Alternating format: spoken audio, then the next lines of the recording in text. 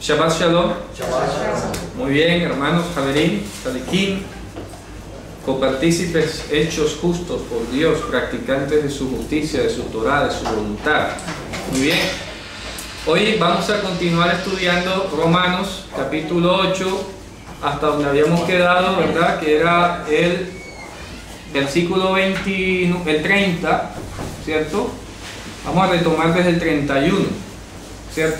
Que es donde habíamos quedado. Ya habíamos aclarado todo esto que tenía que ver con la supuesta existencia de una predestinación, ya aclaramos esa parte, y ahorita vamos a seguir viendo algunos ejemplos aquí en el capítulo 9. Entonces, habíamos llegado, ahí vamos a empezar desde el 31. Pues, ¿qué diremos a esto? Si Dios es por nosotros, ¿quién contra nosotros? Esto, ¿por qué hace esa pregunta? ¿Verdad? Es lo que hay que empezar diciendo. ¿Por qué hace esa pregunta después de que está hablando de una elección? ¿De acuerdo? Después que está hablando de que ya Dios inició un proceso, ¿cierto? ¿Por qué comienza a preguntar esto de que si Dios es por nosotros, ¿quién contra nosotros? La pregunta está dirigida o orientada a que no debemos ni dependemos de un veredicto humano para saber quiénes somos nosotros, ¿verdad? Así que eso no lo va a estipular un consejo rabínico ni un consejo de ninguna otra denominación, sino la Escritura misma, en nuestro fruto. Por eso dice, si Dios está por nosotros, ¿quién contra nosotros? ¿Ya? Lo está diciendo primeramente en ese sentido. ¿Quién va a venir a descalificarte que tú no eres? ¿Cierto? El que aún a su propio hijo no perdonó, o sea, no escatimó, quiere decir, no lo dejó pasar por alto, ¿verdad? ¿Cierto? Entonces dice, ni siquiera escatimó o pasó por alto a su propio hijo. Ya hemos hablado, y es importante que hablemos de lo que es la palabra hijo. Hijo, en cuanto a Jesús, ya lo hemos venido hablando muchísimas veces, por eso hicimos el estudio de Marcos, ¿verdad? Donde nos las pasamos demostrando que la expresión hijo es heredero, y eso lo vamos a corroborar aquí en el capítulo 9. Sin duda alguna, eso no tiene lugar a discusión. La palabra hijo, entiéndase heredero, poseedor de los derechos de herencia de una propiedad, más exactamente, para que entendamos o dejemos de ver a Jesús como el junior, como el pequeñito, o como el derivado de, como si fuese otra persona distinta. Es que es el mismísimo Dios. Y yo lo he explicado muchas veces últimamente de una forma muy sencilla, ¿verdad? La palabra Elohim, que en su momento ya la hemos estudiado muchas veces, está describiendo a la plenitud de la deidad, ¿verdad? Porque son todos los atributos divinos, ¿se acuerdan? La plenitud de la deidad. Ok, eso es Elohim. Ok. Elohim, esa plenitud de la deidad, se llama Abba, que aquí mal traducen, no deberían traducir como padre, porque enseguida se imaginan a un personaje. ¿Por qué se llama Abba? Aparte de todo lo que dijimos en Marcos sobre la sabiduría, todas estas cosas, hay una cosa muy sencilla en la Escritura que nos permite entender por qué se llama Abba. Y Pedro lo dice, tenemos un solo Elohim, una sola única plenitud de la deidad de todas las cosas. No hay varias, no son potestades distintas, atomizadas o distribuidas convenientemente. Es una sola y la misma, y no hay dos. Tenemos un solo Elohim que se llama Abba porque de él proceden todas las cosas. Y un solo Señor que es Yehoshua Mashiach, por medio del cual son todas las cosas. ¿Qué significa eso? En este caso, el título de Señor equivalente a hijo. ¿Por qué se llama hijo? Estamos diciendo porque posee todos los derechos de propiedad. Es Señor por cuanto es dueño. Entonces, aquí hay una pregunta muy sencilla, una lógica muy sencilla. Dios creó todas las cosas. Todo el mundo sabe eso, ¿no? Pero fíjate tú que debido a lo que ocurrió con Satanás, él arrojó, ¿cierto? Lo arrojó a una cuarentena que hemos venido hablando siempre. Y allí Satanás se jacta de ser el príncipe de este mundo. Luego Dios aquí no es rey confesado, no es rey consciente, proclamación consciente, ¿me explico? Porque Si Dios es dueño de la creación, Él pudiera facilito determinar venir aquí, conquistar este territorio como cualquier rey terrenal, y aquí nos pone de vasallos a todos, y facilito lo hace, ¿cierto? Pero Dios no quería una conquista así, a ese modo, o a ese precio. Sí, porque la pregunta de todos nos haríamos, bueno, pero Dios, ¿por qué no destruyó al diablo? ¿Por qué no viene y lo destruye enseguida y acaba con esta película, verdad?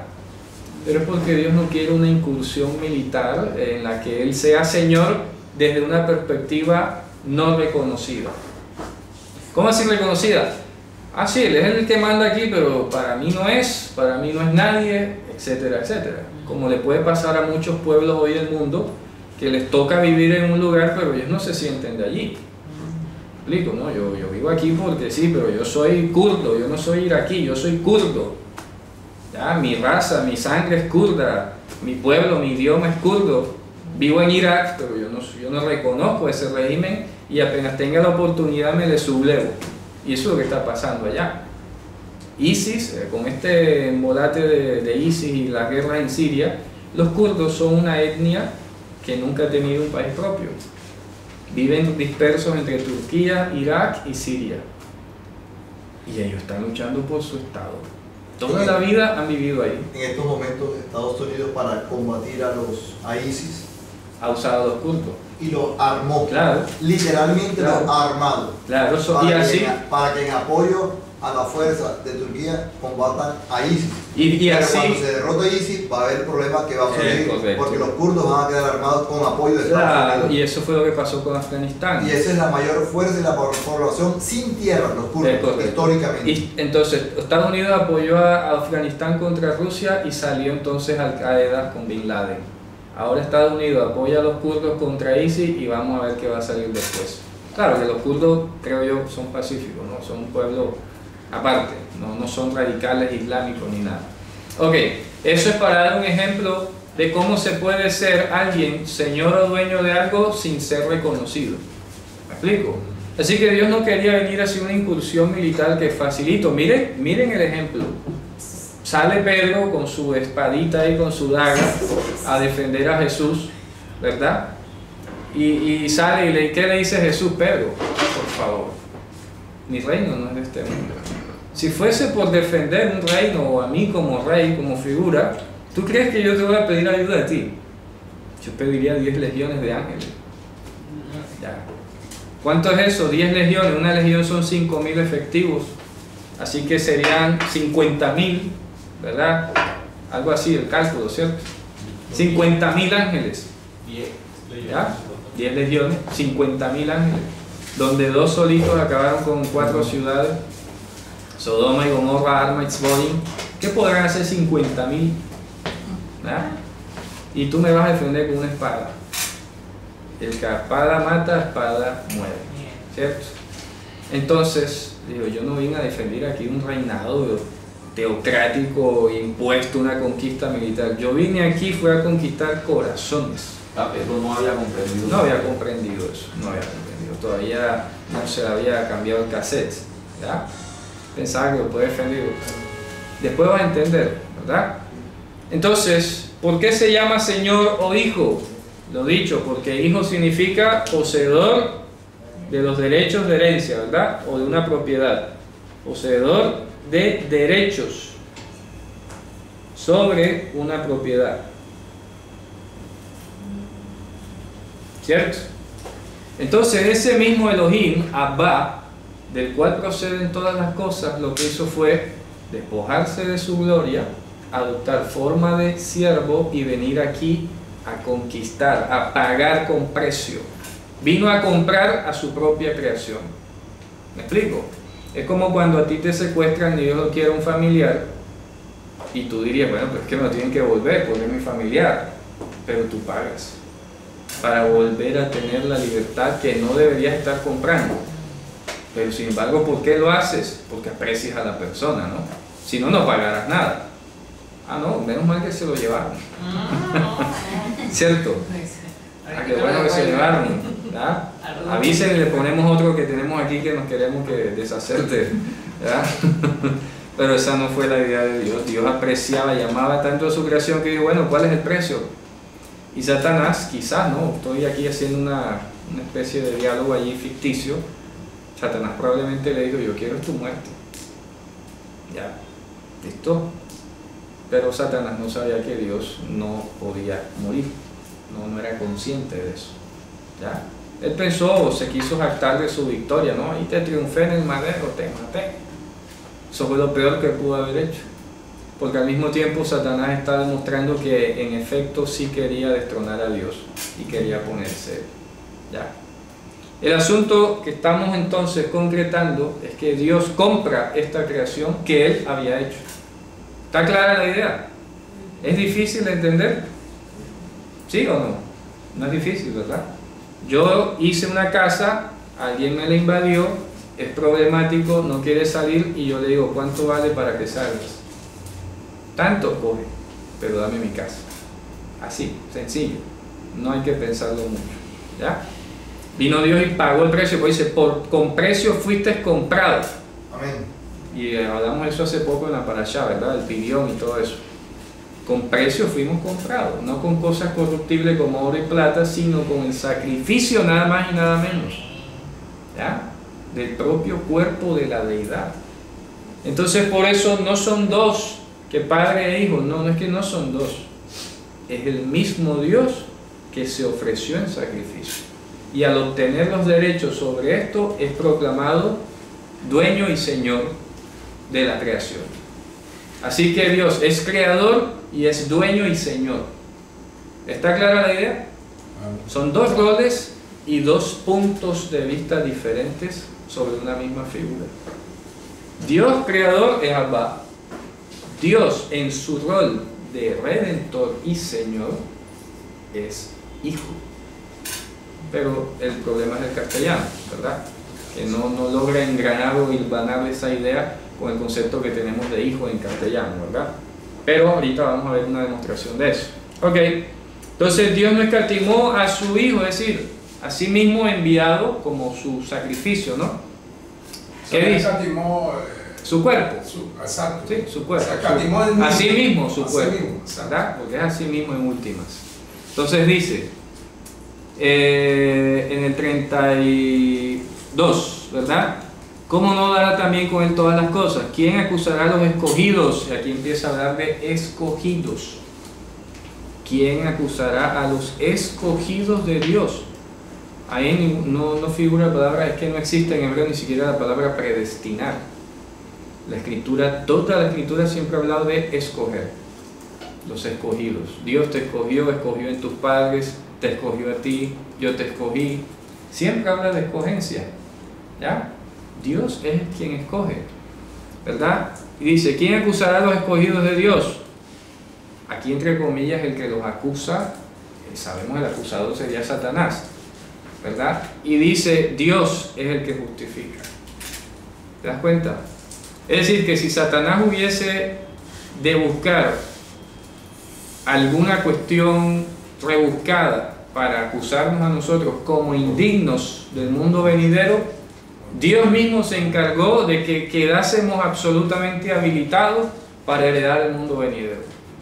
En otras palabras, los méritos que hemos recibido para heredar el mundo venidero no son de hombre, porque en tal caso, si hubiesen sido de hombre, Satanás tendría alguna razón para acusarnos. ¿Me explico? Pero por cuanto es Dios mismo quien nos ha dado los méritos para ser herederos del mundo venidero, Satanás no tiene nada que decir. ¿Qué va a decir si es Dios el que nos ha justificado? Por eso dicen Juan, claro, como dice en Juan, por ejemplo, más a los que le recibieron les dio la autorización de ser llamados hijos de Dios, o sea, herederos de Dios. ¿Entiendes? Les dio la potestad.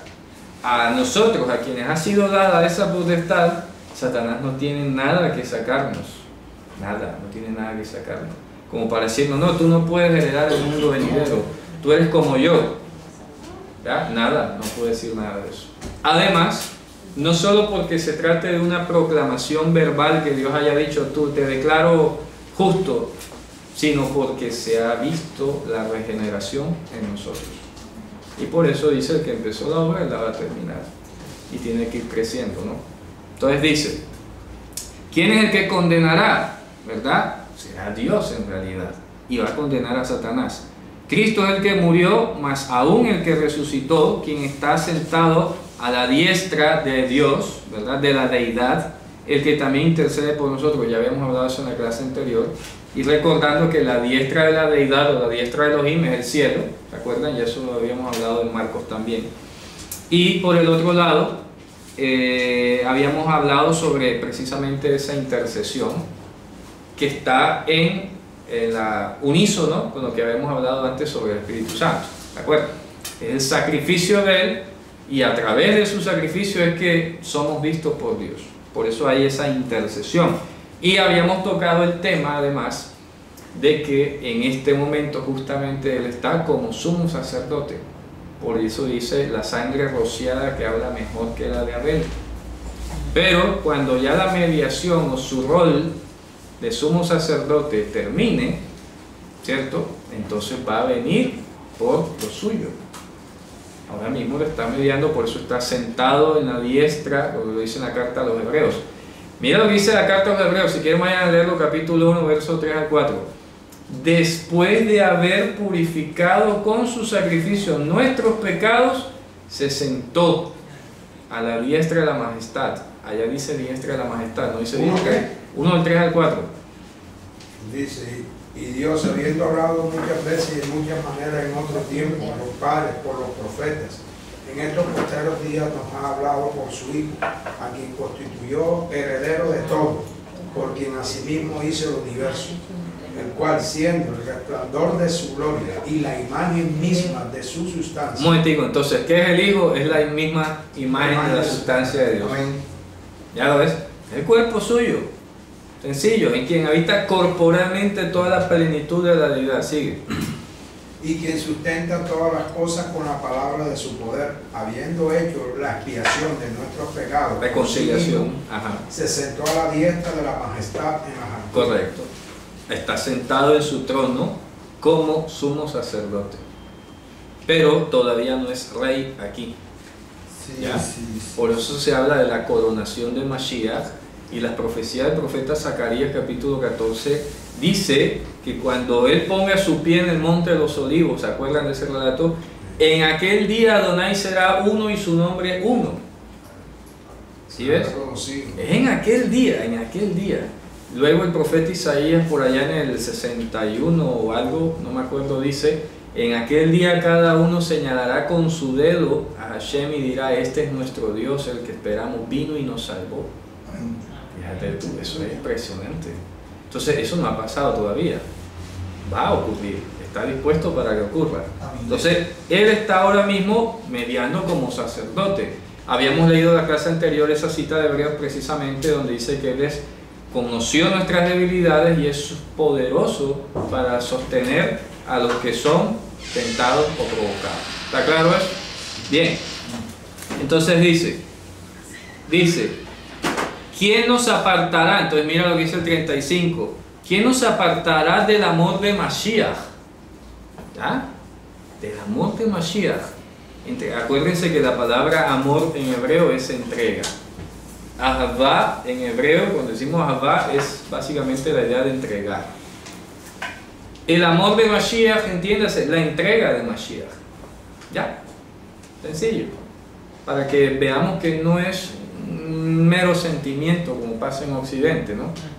El amor hebreo está ligado a una acción decidida, y esa acción tiene un propósito, como lo dice precisamente la carta a los Hebreos nuevamente, capítulo 12, cuando Yehoshua, por el gozo puesto delante de él, ¿qué dice? Aceptó la muerte. O sea que su entrega tenía un propósito. ¿Está claro eso? Porque si él venía aquí a morir y no iba a producir nada, estoy seguro que no hubiera venido. Porque como lo dice Pablo en otra parte, nadie es soldado a sus propias expensas. ¿Me explico? Nadie es soldado a sus propias expensas. O te pagan para hacer un servicio, o lo que tú haces tiene un efecto, pero nadie se va a meter a la guerra Y el mismo maestro lo dijo, oye, ¿quién en su sano juicio se pone a construir una torre y no calcula primero si la va a terminar? ¿Ya? ¿Quién hace eso? Nadie. Será alguien no es normal. Un no normal será el que lo haga. Y aquí hay mucha gente no normal. ¿Cierto? ¿Ya? Uno calcula, dice, ¿quién va a salir a la guerra si antes no ha calculado si puede ganarla? Porque si yo me entero que el otro tiene 10.000 soldados y yo tengo 500, las probabilidades son bastante pocas. A menos que yo tenga bombas atómicas, una cosa así, ¿verdad? Entonces, antes de ir a la guerra, mejor salgo a proponer la paz. Eso es en el sano juicio. Fíjate tú, el maestro habló de probabilidades, de estadística, de todo, matemática, donde quieras. ¿Ya? Porque construir una torre implica calcular costos, riesgos, todo, ¿verdad? Digo, ¿quién va a construir una torre si antes saber si la va a terminar? Nadie en su sano juicio hace eso. ¿Ya? Entonces, igual, de la misma manera, con mucha más razón, él no va a venir aquí a morir a la tierra a ver qué pasa. No, voy a morir allá y a ver si creen en mí. No, olvídate. Eso es lo que la gente a veces cree.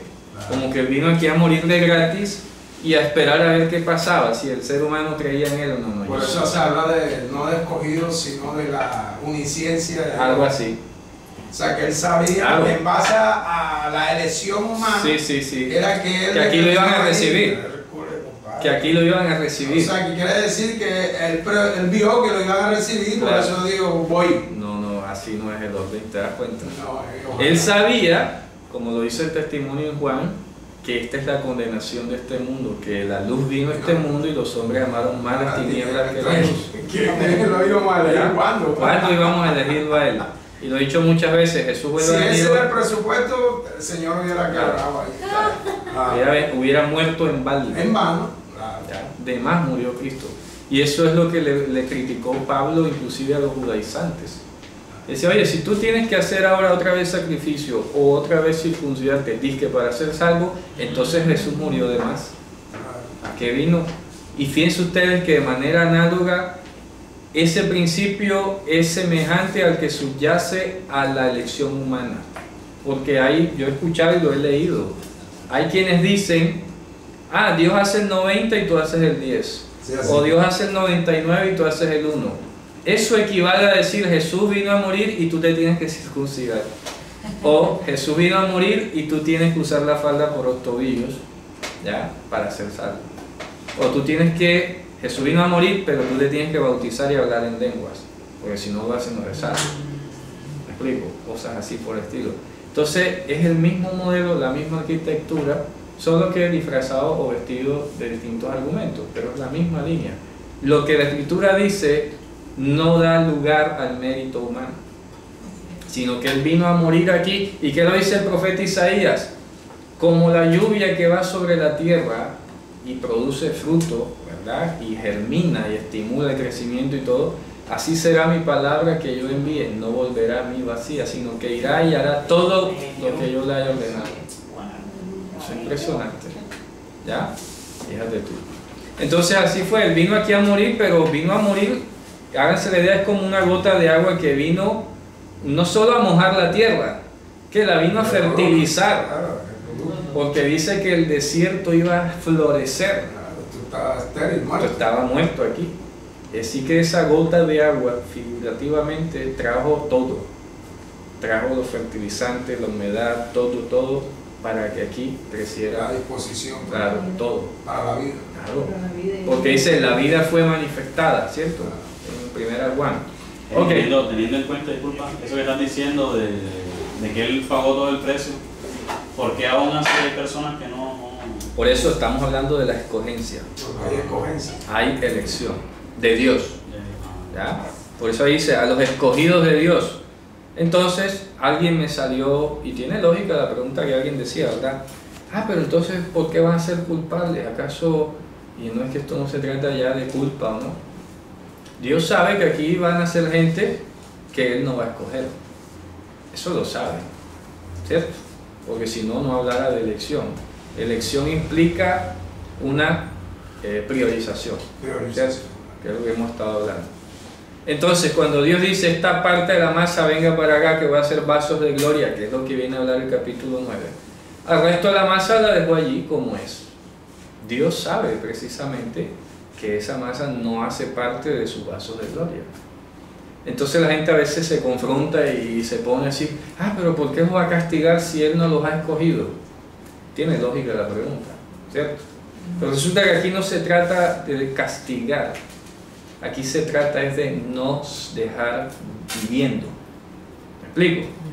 Y por eso es que hemos llegado a hilvanar aquel tema, porque fíjate tú, yo le he dicho esto a las personas que me salen con esas preguntas y se han quedado como que calladas, porque me di cuenta y me he dado cuenta que las personas juzgan a Dios como injusto cuando se habla de elección o escogencia, es porque la gente cree que los no escogidos todos van a padecer el mismo infierno. ¿Me explico? Entonces por eso yo capté la palabra, pero ¿por qué los va a castigar? Un momentico, pero es que no es castigo, es que no todo el mundo va a ir al infierno, ni todos los que vayan al infierno va a ir de la misma manera. ¿Ya? ¿De dónde sabemos eso? El propio maestro lo dijo. Comparó a Sodoma y Gomorra con Corazín y Betsaida. En el día de juicio le será más tolerable a los ciudadanos de Sodoma y Gomorra que a Corazín y Betsaida. Le será más tolerable. ¿Ya? El juicio no va a ser igual. No va a ser igual. Entonces yo digo, oye, un momentico, espérate, es que Dios es juez justo. Dios es juez justo. ¿Ya? Eso es lo que a ti te debe bastar. A los no escogidos, Dios los va a juzgar con justicia. ¿De dónde te cabe que Dios va a castigar injustamente a la gente? Si alguien fue un excelente ciudadano del mundo, como se le llama hoy, con la globalización y todo, no, yo soy un ciudadano del mundo, yo soy de todos lados, bien. Sus obras, no, mire, yo, perfecto ciudadano, listo, muérase. ¿Me explico? ¿Qué infierno va a heredar? No va a heredar ningún infierno. Y eso es lo que hay que empezar a procesar. No todos van a ser echados al lago de fuego y azufre con Satanás, porque Dios es juez justo. Eso nunca se nos puede olvidar. Dios, como lo veíamos en Romanos anterior, pagará a cada uno según su obra, pero la vida eterna es para sus escogidos. ¿Está claro? Así que los hermanos y los que a veces se inquietan con los no escogidos, no te preocupes. Que ellos no están pensando en eso. No están pensando en eso. O sea, sí, claro. ¿Ya? Les importa, mañana nos moriremos, con ave o mao que mañana moriremos, ¿verdad? Así dicen. La vida es una sola, hay que gozarla, etcétera. Si yo supiera que hay algo más allá, mejor disfruta ahora. O sea que ellos no viven pensando en eso. En el día del juicio, cuando Dios los llame, va a juzgar a cada quien con justicia. Eso es lo que a nosotros nos debe bastar. Que Dios es juez justo. Porque a veces la gente está ligada, ¿no?, a esos sentimientos de familia, de amistades. Pero es tan buena gente, ¿cómo voy al infierno? No. Dios es juez justo, tranquilo. ¿Ya? No lo va a torturar injustamente. ¿Me explico? Fíjense ustedes. Teniendo en cuenta eso también, está bien decir también de que, bueno, personas de que no buscan de Dios, de que mueran. También está bien decir de que personas que buscan de Dios también pueda que no estén entre los planes de Dios. Es que no hay nadie que busque a Dios, en primer lugar. Dios es quien escoge. No hay quien busque a Dios, y lo dice Romanos también. Citó el Salmo, dice, no hay quien busque a Dios, no hay ni siquiera uno. ¿Ya? Por eso no está bien, hay que ir cambiando el lenguaje, ¿verdad? Porque la gente dice, busca de Dios, pero ¿cómo va a buscar? Que no sabe ni a dónde buscarlo, ni cómo, ¿verdad? Hay que decirle, Dios tenga piedad de ti. ¿Ya?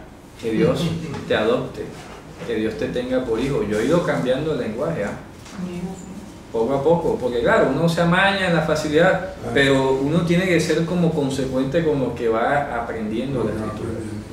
Entonces no está bien decir, busca de Dios, es que no lo va a buscar. ¿Ya? Dile que Dios tenga piedad de ti y compártele. Sí, porque si tú nada más le dices busca de Dios y ni siquiera le hablas, estás fallando, ¿verdad? Bien, que va a buscarlo, ¿no? Entonces dice, Cierto, dice en el 35, bueno, ¿quién nos apartará de la entrega de Mashiach? Tribulación o angustia, persecución, hambre o desnudez o peligro, cuchillo, nada. ¿Por qué? Porque ya no depende de nuestra humanidad. Lo que hablamos en la parashá, ya somos una amalgama con Dios, estamos fusionados con Dios, somos Kodesh, así que ya no hay nada que nos separe de Él. Yo ahorita venía compartiendo a hermanos una anécdota que viví hace 30 años, teniendo yo apenas que como 8 meses, había conocido al Señor, a mí me roban. Ajá. Unos ladrones me salieron en la madrugada. Sí. Pues a mí yo me crié en un evangelio explosivo. Claro. ¿Ya me entiendes? De confesar, de proclamar. Claro, de confesar el nombre de Jesucristo, de reprender a los demonios sin miedo y sin nada. ¿ya? Y yo lo hice. Al tipo yo lo reprendía y me tiraba la puñalada y yo le bajaba el brazo. Claro. ¿Ya? Pero yo en el nombre de suyo quería sujetarse. Tú esperabas que botara el Y cuchillo. antes me decía, ¿qué quiere que te meta una puñalada? Sin embargo, el Señor, fíjate tú cómo es la palabra, se me vino así la mente como si me hubieran dicho al oído, si toma la capa, dale también la túnica. Claro. Wow, me quedé quietecito, Sí. se me acabó la explosión, Claro. me quedé quietecito. Ya, le entregué la cartera y lo bueno fue que sacó, en esa época, 5,000 pesos. Sacó los 5,000 pesos y me volvió la cartera. Fíjate. Con los papeles. Pero yo quedé enojado, hermano. Fíjate. Indignado. Frustrado. Molesto. Desconcertado. Claro, se lo digo sinceramente, quedé enojado, no quería ni orar. Imagínate. Había fracasado, Porque, ¿no? claro, empecé a juzgar a Dios. Claro. Ya me explico. Y aparte de eso, hasta dudar, quién sabe qué más cosas pasan por la mente de uno. Sí. ¿Ya? Pero esa palabra, esa experiencia, me fue enseñando, ¿ya me entiendes? Que nosotros no podemos amar a Dios ni a servir a Dios por lo que dejemos de recibir o dejemos o perdamos. Sí. ¿Ya me explico? Claro. Y compartía precisamente esta mañana, leía esto, y que nuestro amor, ¿por qué Pablo dice que nada nos puede separar del amor del Somos Señor? de Él ya. No, hermano, porque es que no hay otra cosa más valiosa que el amor de Dios. Claro. O sea, que en comparación con lo que nosotros podamos dejar de recibir o perder en esta vida, no es comparable con el precio y el valor que hizo. Claro. Entonces, Él quiere enseñarnos a que no dependamos de las cosas, Sí. sino de Él, el que procede en las cosas. Y fíjate tú que en Israel no se sabe ahora la datación de la expresión, pero Yehoshua también lo dijo, nuestro maestro lo dijo, feliz el que cree sin haber visto, ¿no? El que permanece en la fidelidad, el que exhibe la fidelidad sin haber visto un milagro. Y en Israel luego el Talmud dice que la mayor demostración de la fidelidad era la que no veía milagros. Fíjate. Qué curioso, Así ¿no? es. La que no. Claro, Negativo, la que no. Claro, la que no veía milagros, que no depende. Claro, porque es que si Sí. dependemos de eso, lógicamente va a quedar frustrado como un momento yo. Ahí están los amigos de Daniel. Nuestro Dios es poderoso para librarnos del horno y de tu mano, Rey, pero si no, no importa, vamos a seguir con él. Amén. ¿Cierto? Entonces aquí dice, claro, ahora mira lo que dice. ¿Quién nos apartará? ¿Quién nos va a cortar o a separar, a desligar, a desfusionar de Dios? Nada. Ni tribulación, ni angustia, ni cuchillo. Por eso es que yo venía insistiendo, hombre, los creyentes tenemos que estar disponibles, mentalizados a que vamos a pasar por tribulación. ¿Verdad? Ojalá no la haya, ojalá yo esté equivocado. Inclusive estaba leyendo por este contexto, me di cuenta que cuando dice antes de este texto, dice que todas las cosas ayudan bien. Yo digo, aquí están las cosas. Sí. Estas son las cosas que ayudan a bien. Claro. La tribulación. Nos llevan a él, ¿verdad? El hambre. Y eso Pablo lo dice también en otra parte, en Filipenses, ¿no? Dice, sé vivir en escasez, sé vivir en la abundancia. Entonces, hermano, no se extrañe cuando esté en tribulación, angustia, porque eso Todo va a generalizar puedo. Cuando dice todo puedo en Cristo, el que me fortalece, no es que tú vas a salir a desafiar el mundo a hacer milagros a la loca y a tu antojo, no. Ahí lo dice, vivir en la escasez y vivir en la abundancia. Eso es todo lo que puedes hacer en Cristo, ¿ya? Vivir en la escasez y vivir en la abundancia, ¿ok? Entonces dice, como está escrito, Fíjate qué hermoso, porque él termina mencionando la palabra cuchillo, ¿verdad? Allí, espada o cuchillo. Y mira lo que dice 36, como está escrito, por causa de ti somos muertos todo el tiempo. Amén. Somos estimados como ovejas de matadero. En hebreo está citando un salmo, ¿no? Aleja oragnu kol hayom, shavnu katzon latevach. Dice, antes en todas estas cosas somos más que vencedores por medio de aquel que nos amó. Por lo cual estoy seguro que ni la muerte, ni la vida, ni ángeles, ni principados, ni potestades, ni lo presente, ni lo porvenir, ni lo alto, ni lo bajo, ni ninguna criatura o cosa creada nos podrá apartar del amor de Dios que es en Yehoshua, Señor nuestro. Señor nuestro. ¿Sí ves? El amor de la plenitud de la deidad manifestado en aquel que es nuestro dueño y Señor. El amor de la plenitud de ¿Ya? la deidad. Manifestado, dice, que es, o sea, que está expresado en nuestro dueño y Señor, Yehoshua HaMashiach. ¿Cómo es nuestro dueño y Señor? Porque murió y nos compró. ¿Está claro? Entonces, el amor de la plenitud de la deidad está expresado en una obra, en una entrega. ¿Ya? En un Señor. En un Señor. Aquel que ahora nosotros confesamos con nuestro dueño y Señor, que es Yehoshua HaMashiach. ¿Está claro eso? Fíjate qué remate tan espectacular, ¿no? El amor de Dios, la entrega de Dios, le hace. ¿Ya? Porque antes dijimos, nadie nos separará del amor de Cristo. O sea, de la entrega de Cristo. Y luego dice el amor de Dios. Es lo mismo. La entrega de Dios es la entrega de Mashiach, es decir, su cuerpo, que es la imagen de su sustancia, que ahora es nuestro Señor, nuestro dueño, ¿ya? Por medio del cual pasamos a ser herederos suyos. Claro, por la compra que hubo. La compra que hubo. ¿Está claro eso? Fíjate cómo se van enlazando, ¿verdad? Ahora pasamos al capítulo 9. Mire lo que dice aquí a continuación. ¿De acuerdo? Dice, ¿verdad Ya, digo? otro tema. Sí, ya ahora viene, mira lo que viene aquí. Wow. Porque está hablando de que nosotros los escogidos, conclusión, nadie nos va a separar del amor de Dios, porque eso se concretó en una entrega, en un precio, y se está mostrando en una transformación. Parte de esa compra que hizo Mashiach de nosotros, y de esa adopción, y de esa fusión con nosotros, está lo que habíamos hablado en el capítulo 7 y 8, que es la muerte de nuestro antiguo marido o el viejo hombre en pecado, ¿verdad? Porque no puede haber contaminación, no hay comunión entre Mashiach y Liyal. Eso está claro, ¿no? ¿Alguien iba a preguntar algo? No. No, ok. Entonces, El verbo amor. eso es la palabra Ahava. Ahava está ligable, o sea, viene directamente el verbo Ahav, ¿verdad? Ahav, Ahava, en hebreo, pero a su vez está ligable a la raíz Yahav, que es dar, entregar. Dar, entregar, Yahav. Esta se considera una lef prostética, se llama eso en gramática. Una lef prostética que reemplaza a la yud, así como se utilizó la letra E para sustituir a la yud en otros casos, ¿ya? Entonces ocurre este tipo de evolución, digamos. Podemos decir que la raíz sería la yod. Sí, Yahav. Original. Claro, original. Yahav, Ahav, Ahava. Entonces, Ahava es entrega. El amor es la entrega. Así.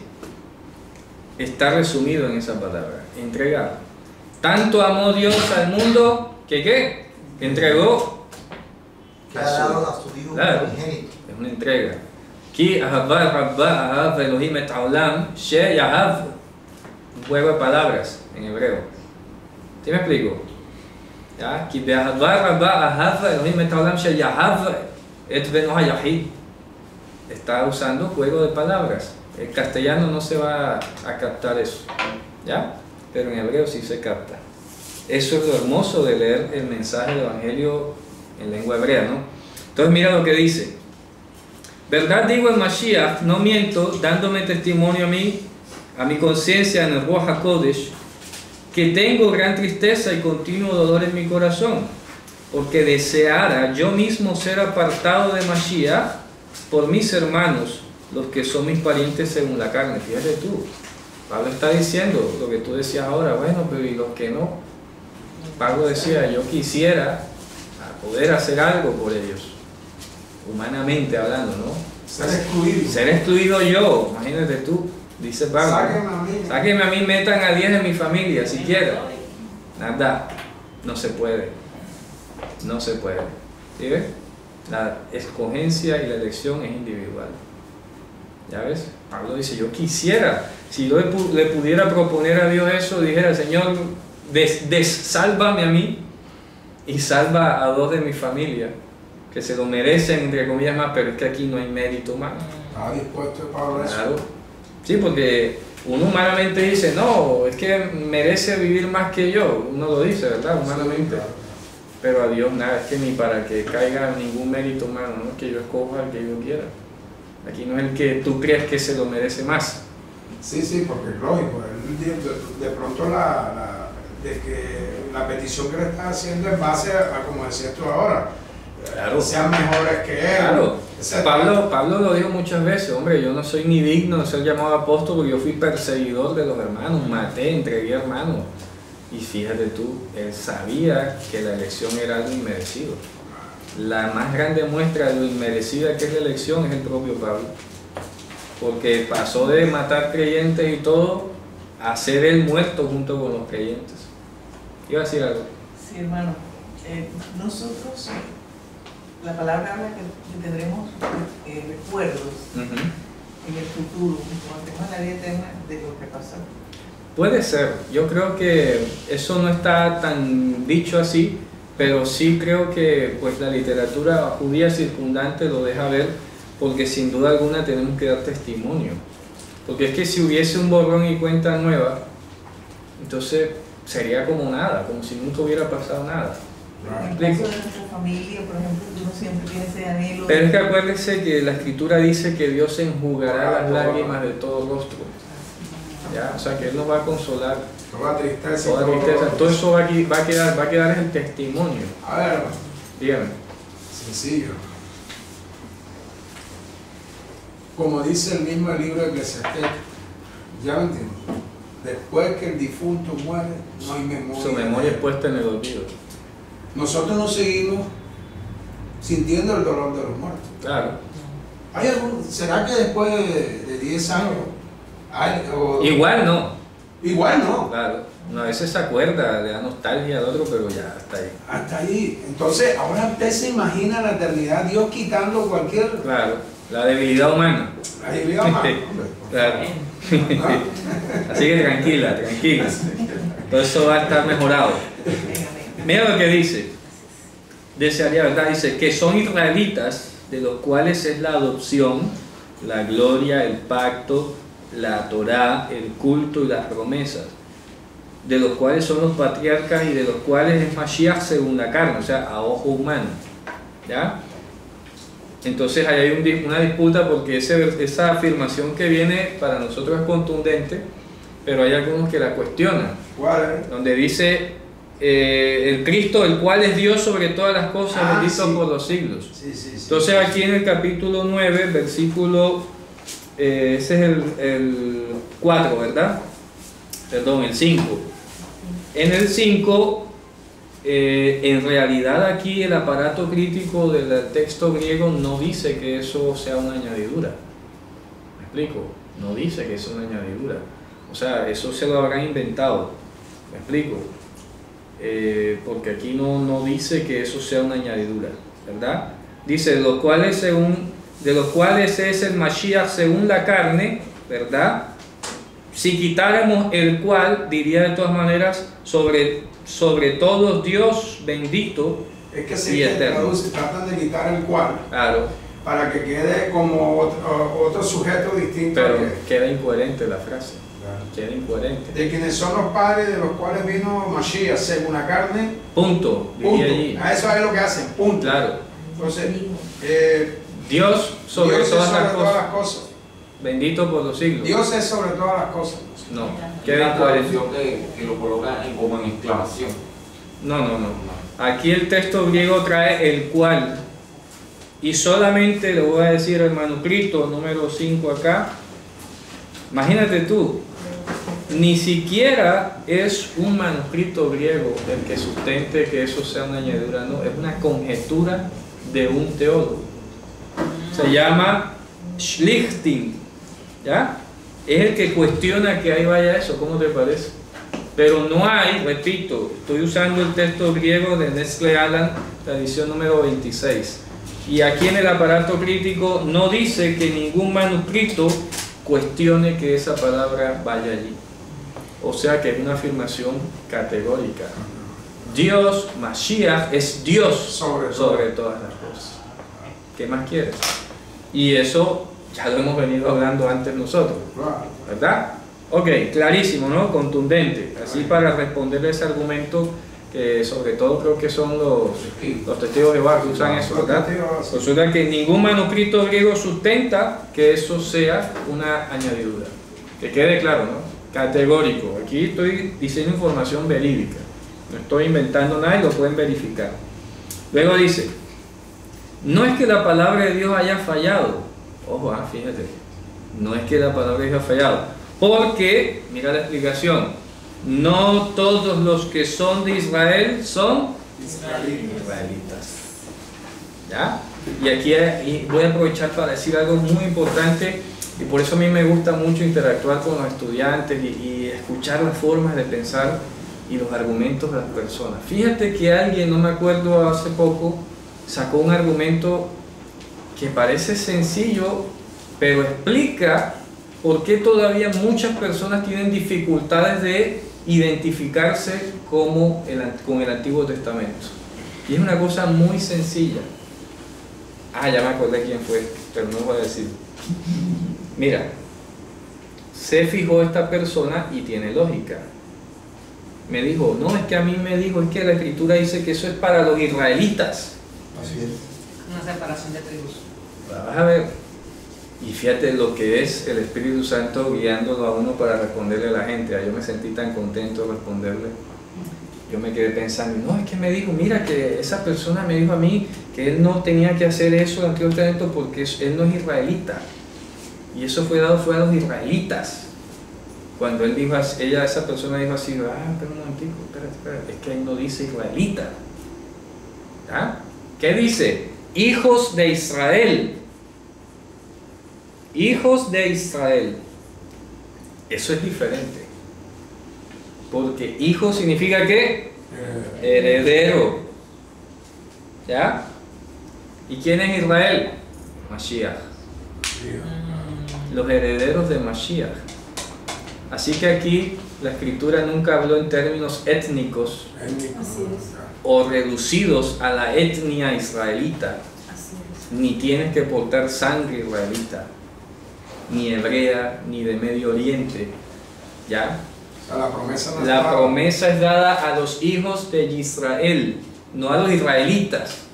Ojo, que hay una diferencia gigantesca. Es como un gentilicio. Claro, se ha tomado como un gentilicio. Es correcto, como si fuese un gentilicio. Pero yo no soy de allá. Que no tienes que ser de allá. Ni vengo, ni nacido allá. Ni nacido allá, ni tienes sangre de allá. No tienes que tener eso. A ti basta que seas un heredero de Israel. ¿Quién es Israel? Mashiach. Y Pablo lo dijo en Gálatas: si alguno es de Cristo, linaje de Abraham es decir, heredero, conforme a la promesa. Hermano, dígame. Una anécdota. Mi vecina me interroga permanentemente por esos temas y estudia un centro de formación católica.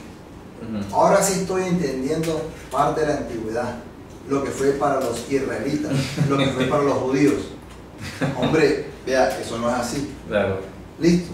No, que eso ya pasó, listo. ¿Y dónde quedan las promesas que aún no se han cumplido? Sí, las de Isaías que aún no se han cumplido. Claro. Eso no lo he estudiado, pero ya llegaré ya. En todo caso, el discurso es que eso ya pasó para un pueblo. Y el pueblo se identifica de Israel, pero aún así, ese palabra de Israel solo surgió en el año 48, para las nación. Porque si hablamos en el contexto de a dónde se dirigía ese momento, tenemos que hablar en la literatura y la lingüística de cuando se redactó esto, que fue en el año 70, que es muy distinto a la interpretación que se le da años después. Sí, pero aquí, ojo, lo que pasa es que hay que decir, lo primero que hay que empezar a decir a las personas siempre es: Israel fue el nombre con que se le puso una identificación a Jacob, el patriarca. ¿Ya? Israel, no es él. Bíblicamente, si tú lo buscas, alguien puede decir, ah, pero Israel es Jacob. Listo, vamos por ahí. Pero él no era Israel como tal, sino Mashiach. Por eso lo vimos en la parashá, ¿no?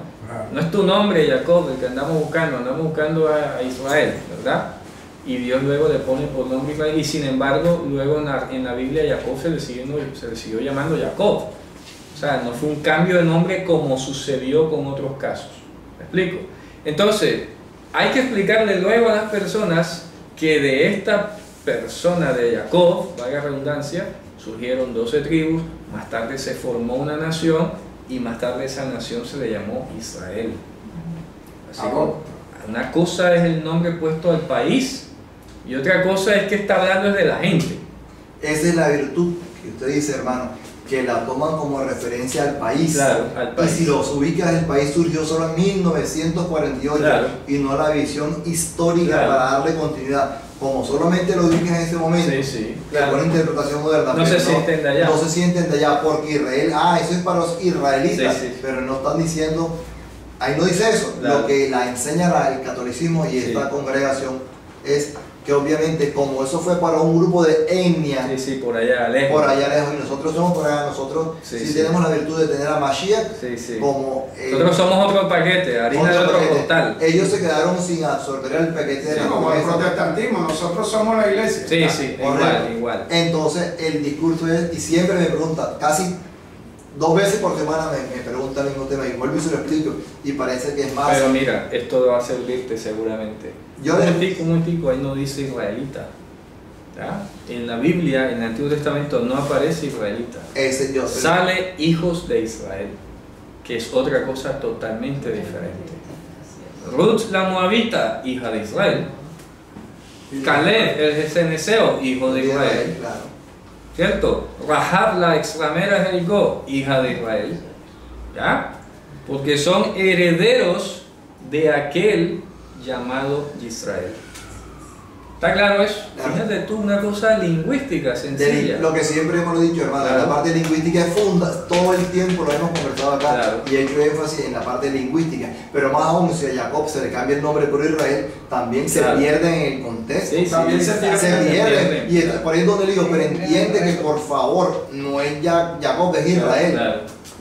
Agárrate de ahí y y parece que no. Pero ya eso es un poco de resistencia mental, ¿no? Ese es el ejercicio que tiene resistencia. Hace dos clases exactamente. Hablábamos acerca de la tsunamita. Y creo que yo hice la pregunta con respecto de que si la tsunamita era la iglesia, es Israel, o era Israel. Y entonces, en ese momento, decías que cuando yo digo Israel, significa los creyentes. Claro. Ok. Que es lo mismo que estoy diciendo aquí, los herederos de Israel. Ok, pero ahora escucho algo más. Entonces, ¿qué es? ¿O es esto o es esto? Porque mira, Israel entonces es Jesús. Pero también, déjame terminar la idea, Pero cuando nosotros estamos estudiando el libro del Cantar de los Cantares, son 2 personajes. Uno es el novio es Jesús. Y cuando hablamos de Israel es el pueblo de los creyentes. O sea, entonces, en un momento, como estás diciendo ahora Israel, entonces los dos se fusionan de pronto en un momento. ¿Está el cuerpo separado de la cabeza? No. ¿Cierto? ¿Y quién es el dueño? Está claro, es la misma relación, no hay cuerpo sin cabeza, ni cuerpo ni cabeza sin cuerpo. ¿Qué dice aquí la Escritura? Que nosotros somos el cuerpo de Mashiach. Así que, como bien has dicho, se fusionan los dos conceptos, porque primero es la cabeza y luego el cuerpo. Sin Mashiach no hay sentido de Israel como pueblo, y no tendría sentido que Mashiach fuese quien fue Mashiach si no hubiese un fruto de él, una extensión de él. Nosotros somos su cuerpo, lo que acabas de decir ahora. Entonces, aquí eminentemente Israel en última, el origen, la semilla es Mashiach, que es la simiente. Pablo lo dice, la simiente es Mashiach. Del cual vino Mashiach. Del cual luego de esas, pues fíjate tú que esto es interesantísimo, porque en una discusión, y ese es un gran argumento típico judío que se utiliza hasta el día de hoy, oh, Mashiach ben David, hijo de David. Entonces viene Jesús y confronta a los escribas y fariseos y dice, mira, pero un momentico, aquí para pasar un poco el tiempo, a una limonada, ¿ustedes cómo dicen que Mashiach es hijo de David si David lo llamó Señor? Dijo Adonai a mi Señor, ¿cómo va a ser el hijo de él? ¿Ah? Lo dejó callado. ¿Ya? Entonces, fíjate que Apocalipsis dice, yo soy la raíz y el linaje de David, la estrella resplandeciente de la mañana. Y sin embargo se le dice hijo de David. Pero él no es hijo de David. Pero él no es hijo de David según la carne. Más bien entiéndase, heredero de las promesas dadas a David. Amén. El dueño o el titular de las promesas dadas a David. Por eso es que el Evangelio de Mateo empieza diciendo, hijo de David, hijo de Abraham. ¿Por qué? Heredero, dueño, propietario de las promesas dadas a ellos. Pero entonces si tú lo ves humanamente, descendió de David, no, es una cosa... Lo entiende como la lingüística humana. Además, con una lingüística de Occidente, porque entonces hay que traspolarlo realmente a cuando se escribió en ese momento. ¿Qué pensaba el hebreo en ese momento? Eso es lo que hay que entender. Sacarse el chip para entender. ¿Qué se dijo ahí? Heredero. Correcto. Ya, heredero, eso es todo. Por eso dice, yo soy la raíz y el linaje de David. Pero la verdad era de la descendencia. Claro, vino según es que Pablo acaba de decir, del cual según la carne, a ojos humanos, vino Mashiach. Pero él no es hijo de David en el sentido literal de la palabra, un descendiente genético o biológico de David. No, porque Mashiach existe desde la eternidad, porque él es Dios sobre todas las cosas. ¿Está claro? Jesús le dijo a ellos ahí, antes que Moisés... Antes que Abraham fuese, yo soy. Yo soy, pero, ¿cómo va a ser hijo de Abraham? Aquí hemos retomado el tema de cera. Se le pasa por alto eso. Sí. Como dice ahí, de la semilla, de la cera. Claro, la simiente del y cera. en primera de Pedro, que leí en estos días, dice, de simiente no corruptible. Claro. O sea, para darle a entender que en el hipotético caso que fuésemos descendentes de David, no puede ser, porque es una simiente que es incorruptible, pasa los límites, va más allá, es incorruptible. Entonces es absurdo que te quedes de manera corta en David. Sí, claro. Dígame, hermano, claro que sí. Ahí también se cumple la profecía, creo que fue de Abraham, cuando en el capítulo 49 de Génesis, donde habla de Shiloh, el cetro permanecerá aquí en Judá hasta que venga el dueño. Claro, hasta que venga el dueño el titular. Hay una conexión, hay una conexión de pronto que hacen los católicos, que es delicada y es un error. Nosotros decimos Jesús es Dios. Y ellos agregan a eso, María es la madre de Dios. Entonces, absurdo. Esto como... Sí, es absurdo. Ya ahí en esa última frase, ahí no. Ya, es que eso es lo que pasa por pensar al modo occidental. Y sacan un silogismo, Jesús es Dios y como Jesús es hijo de María, entonces María es la madre de Dios, lindo, así. Así. Resuelto, así, 2 por 3, 6, ya. No. Que Jesús se lo aclaró a los fariseos, ¿verdad? Digo, bien, pero ¿cómo le va a llamar? ¿Cómo va a decir que es hijo de David si David lo llamó Señor? Si ya él existe desde antes de Mashiach, ¿tú qué estás pensando? ¿Ya? ¿Tú crees que es un hijo, efectivamente? Y miren ustedes, y yo lo he dicho aquí varias veces y lo voy a repetir hoy porque se presta para ello. Yo confronté, hablando con la señora Rivka, ¿verdad? Siempre le he mencionado, y le pregunté, ¿usted cree que Mashiach es hijo de David? Sí. Ya. ¿Y usted de dónde espera que venga? Del cielo. Ok, entonces hay 2 opciones. David subió al cielo y lo parió allá. ¿Cierto? ¿Sí o no? Para que sea hijo de David y venga al cielo, tuvo que haber David subido al cielo. No, David, porque ya sabe que el sepulcro de David está allí. Y bueno, entonces la otra opción es que nació acá y subió al cielo, ¿no? Sí, debe ser. ¿Y entonces cómo subió? Ah, no sé. Ah, claro, te das cuenta, tú lo destruyes el argumento enseguida. Es que no puede ser hijo físico. Y si es hijo físico, explíqueme en qué momento subió al cielo, que la Torah no lo dijo. ¿Me explico? Porque supongamos que nos olvidamos del Nuevo Testamento, ¿en qué parte del Antiguo Testamento quedó escrito que el hijo de David subió al cielo como para que esperes que venga de allá? ¿Dónde quedó escrito eso? En ninguna parte. ¿Ya? Entonces el único que subió al cielo... El texto lo saca. Claro, es que no hay forma. No, es que no. Termina... ¿Saben? Claro, es que se tienen que ver confrontados. Digo, oye, ¿verdad? Y tenía que ir para poder... ¿cómo diría yo? Seguir con la creencia de que el hijo de Mashiach vendría del cielo. Ajá. Tenía que terminar creyendo en Mashiach. Claro, tiene que el único que subió, sí, ya descendió. De nadie más se ha dicho Y eso. subió. De nadie más se ha dicho eso. Fíjense ustedes. ¿Ah? Claro. Eso es una pieza fundamental del Evangelio. Estamos obligados. Entonces fíjense ustedes, que son, dice, porque no todos los que son, ¿verdad? Mira lo que dice aquí. Dice, no todos los que son de Israel son hijos de Israel. Ahí no dice israelita, dice hijos de Israel. No todos los que son de Israel son hijos de Israel. Y mira el ejemplo, todo lo que pone, ¿verdad? Ni por ser simiente de Abraham son todos hijos. ¿Dónde estás tú? En el 6, 7. Ni por ser simiente de Abraham, o sea, pongan ustedes descendientes. Una cosa es ser descendiente y otra es ser hijo. Y Pablo está aquí marcando la diferencia. No, sí, descendientes hay miles, hijos pocos. ¿Está claro? Sí, porque yo puedo mostrar una genealogía así, yo desciendo directamente del pueblo de Israel, literal, genético, pero eso no te hace heredero de Israel.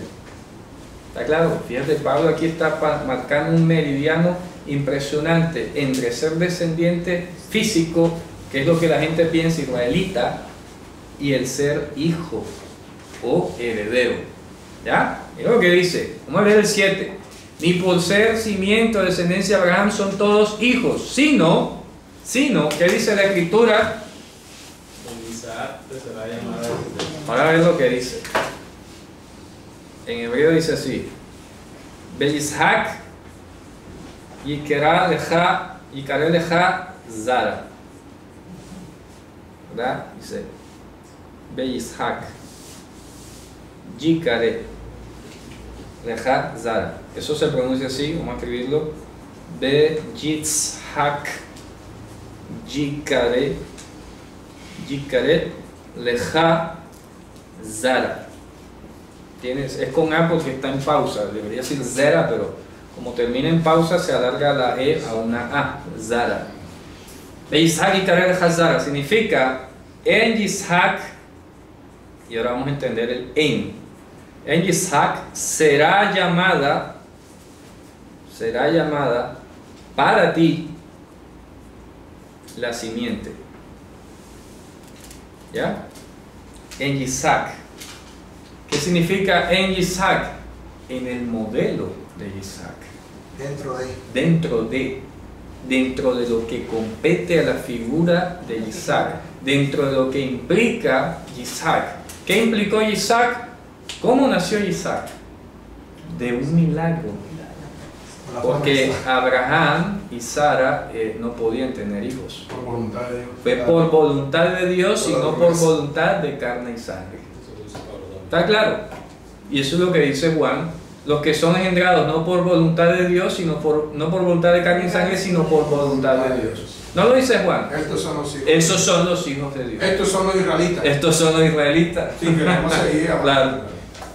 Estos son los hijos de Israel. Los que nacen por milagro. Los que nacen por milagro. ¿Está claro? Los que nacen de mujer estéril. Es correcto. La que no daba ahí. La Jerusalén celestial. Lo dice Pablo en Gálatas, ¿verdad? Nosotros somos hijos de la libre. La que no tenía de la marido. que no tiene marido, la Jerusalén celestial. Isaías también dice: la que no tuvo hijos, Claro. Ensancha tu campamento. Es correcto. Entonces, en Isaac, entiéndase, de la misma manera que Isaac, será llamada para ti la simiente. Llamada, ojo, llamada, convocada, escogida. ¿Te dan cuenta? Por eso termina siendo irrevocables son los dones y el llamamiento de Dios. Impresionante, ¿ah? O sea que la salvación no se pierde. No se pierde, obvio, porque es Dios el que llama. ¿O es que Dios se va a equivocar? Es el que promete. Claro, Él es el que adopta, el que te fusiona a ti, el que te hace miembro de su cuerpo.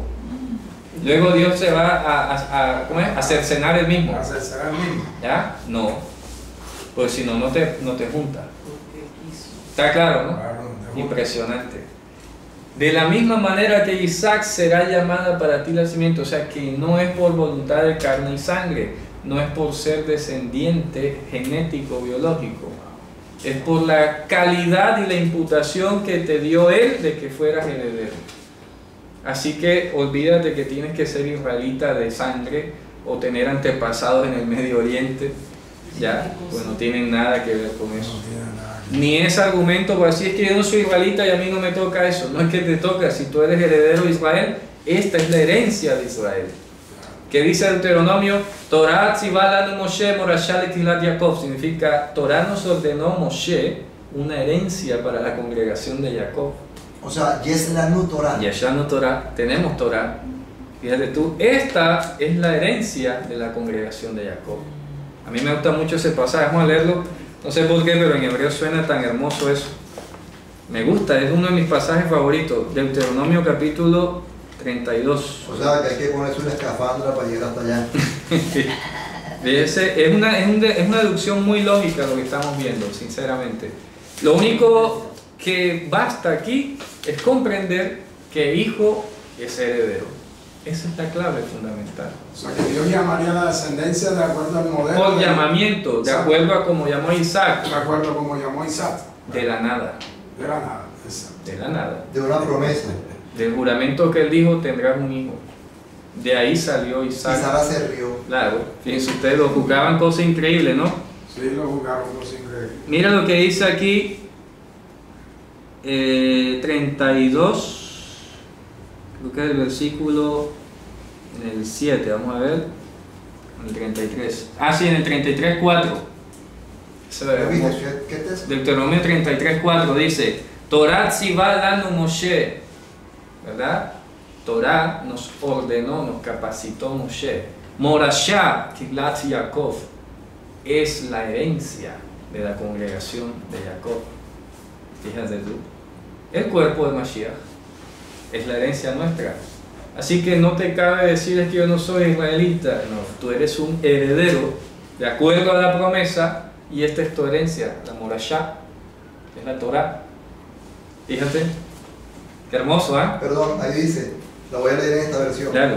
Cuando Moshe nos ordenó una Torah como heredad a la congregación de Jacob, o sea, la congregación de Israel. Claro. Listo, entonces la pregunta sería, cuando Moisés nos ordenó una Torah como heredad, la pregunta sería, como herencia de las leyes a la congregación de Israel. No. Pero perdón, ahora yo empalmo. ¿Cómo en ese momento, traslapado al momento de ahora, logro entender que esa heredad es Mashiach? Porque estamos hablando que Mashiach nos hace herederos a nosotros, nos hace hijos. ¿Y cuál es tu herencia? Es lo que estamos preguntando. Ok, nos hace herederos. Perfecto. Okay. Entonces, ¿cuál es la herencia? Porque yo he pasado hablando de la herencia, claro. Sí, podemos heredar la vida eterna, vamos a heredar el cielo y todo eso lo sabemos nosotros. Los justos heredarán la tierra. Todo ese lenguaje, si yo me quedo hasta ahí, todos los hermanos cristianos me reciben bien. ¿Ya? Perfecto, hasta ahí sí, todos somos herederos. Ah, sí, claro. Y también heredamos la Torah. ¿Ya? Esa sí nos gusta. ¿Me explico? No, yo no soy israelita. Ah, pero no vas a heredar el cielo, no vas a heredar la tierra. Eso es para los israelitas también. ¿Ya? ¿Y tú de dónde? ¿Me explico? Porque ¿dónde sale eso? Sale dado a los israelitas. ¿Cierto? Así que te figuró, o eres hijo de Israel o no eres. ¿Ya? Porque no te vas a venir a arrebatar ahora las promesas que le dieron a los israelitas, entre comillas. ¿Ya? O Dios se la quitó a ellos. Se la quitó a ellos, entonces está hablando de sustitución. La teología de la sustitución. La teología de la sustitución. Ok, bueno, Javerín, entonces fíjense lo hermoso que es este pasaje, impresionante, ¿verdad? Mira lo que dice el 8 para concretar. ¿Qué esto quiere decir? Lo explica el propio Pablo, que esto es espectacular. Él mismo lo explica. Esto quiere decir, no que son hijos de la carne, ¿verdad? No los que son hijos de la carne sean los herederos de Dios, sino, ¿verdad? Los que son hijos de la promesa son contados como herederos. Como simiente. Como simiente. ¿Te das cuenta? No, esto significa, ojo, que no es que son los hijos de Dios los que lo sean según la carne. Juan lo dice. ¿Ya? Es que Juan es contundente. ¿Ya? Los que no son engendrados de voluntad de carne y sangre, sino de voluntad de Dios. Fíjate. Claro, léalo. Eso es maravilloso. Contundente, ¿no? Eso es contundente. Claro. Juan 1:12. Versículo de oro. Para reforzar esto que hemos hablado, claro que sí. Dice.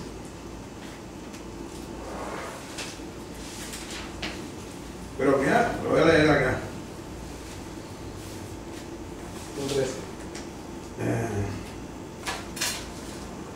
¿Qué dice? Dice, mas a todos los que le recibieron, a los que creen en su nombre, les dio potestad de ser hechos hijos de Dios, los cuales son engendrados, no de sangre, ni de voluntad de carne, ni de voluntad de varón, sino de Dios. Amén. Fíjate tú. Entonces tú eres un engendrado de Dios, un llamado de Dios según la promesa. Según la promesa. Que Dios le dijo a Abraham que su simiente sería como las estrellas del cielo en multitud y como la arena del mar. ¿Ya? Fíjate tú. Y Dios se encarga de que eso sea así. Fíjense ustedes, numéricamente y cuantitativa y cualitativamente.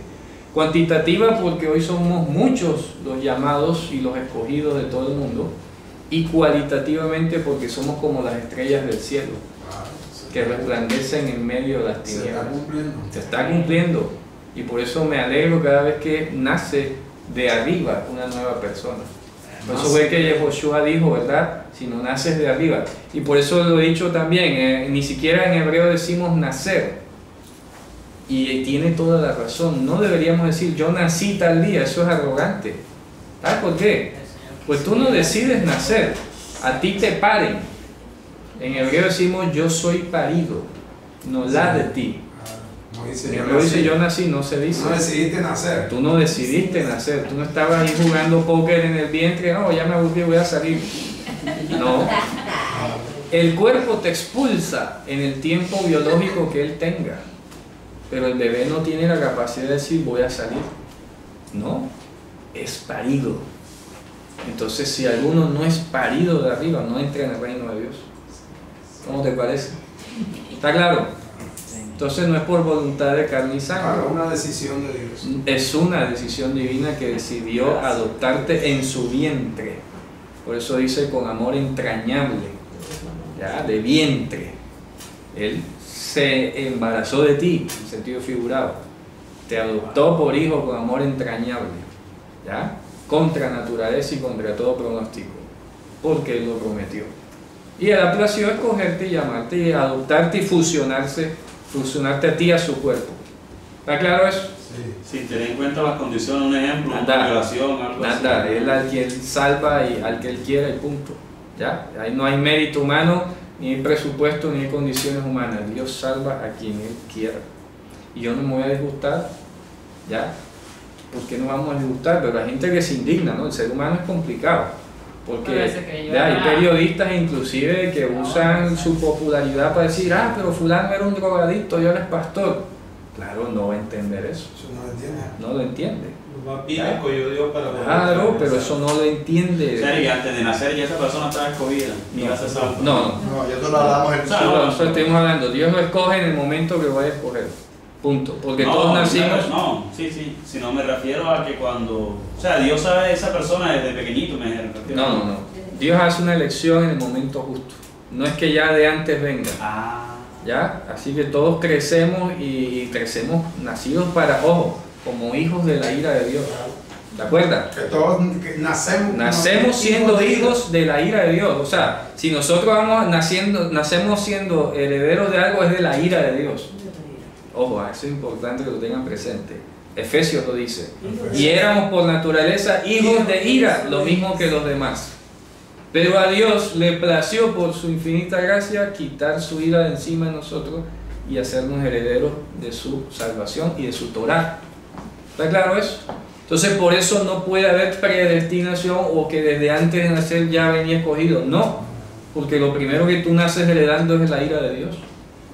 Es Dios quien aparta su juicio de ti. La excepción la hace en el momento en que te llama. En el momento en que te llama. En el momento en que te llama es que tú eres experimentar la salvación. Cuando dice que desde tu vientre ha sido... No, eso es otra cosa, los llamados en cuanto a los profetas, eso es otra cosa, ¿verdad? Te conocí es una forma de decirle que Dios ya le había destinado lo que iba a hacer a él en particular, pero no es una regla general, ¿verdad? Porque entonces teníamos que decir lo mismo, que todos nacemos siendo Sansón, todos nacemos siendo y tal, ¿verdad? Pero a Sansón Dios le dijo a sus padres, ¿verdad? Casi algo parecido a lo de Jesús. Ya, hombre, este niño va a nacer así, esa es una específica para esa persona. Pero no es una regla general. ¿Está claro eso? No Bien. es una regla general. No es una regla general. Eso es importante. Claro que sí.